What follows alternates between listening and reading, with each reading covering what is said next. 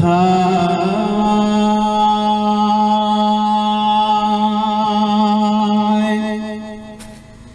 लख सलाम दुरूद दोबारा। दोस्तों जे वक्त महबूबन जे मुल्क ते माण्हू पहुचंदो आ गुंबज़ खज़रा ने जे वक्त नजर पवंदी आ ओ लख सलाम दुरूद दोबारा। चाह मां दिल चवंदी आ गुंबज़ खज़रा ते जद तेरी दीद वनी पवंदी आ लख सलाम दुरूद दोबारा। जेके मज़ो आयो आहे सुभान अल्लाह। ओ लख सलाम दुरूद दोबारा।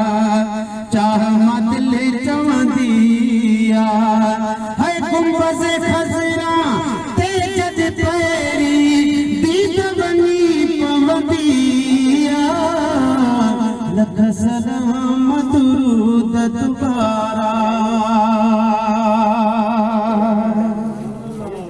ओ ॾींहं जो पहुच भी गाल भलिया। जेके महबूब जो मदीनो ॾिसी आया आहिनि उन्हनि खे लख मुबारकूं।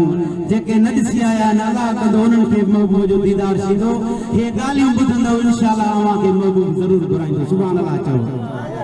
ओ ॾींहं जो पहुच भी गाल भलिया लेकिन रात जो रौनक बिया। ॾींहं जो पहुच भी गाल भलिया लेकिन रात जो रौनक बिया।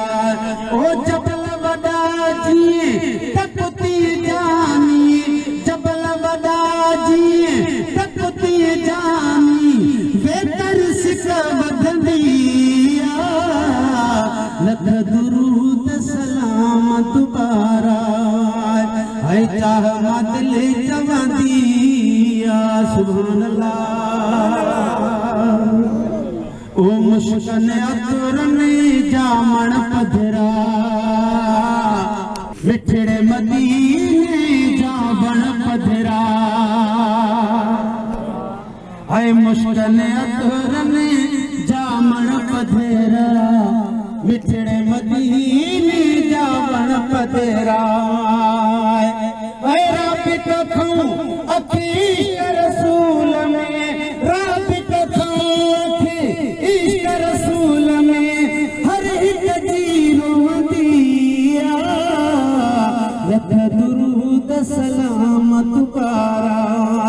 चाह मां दिल चवंदी आ है लख दुरूद सलाम दोबारा।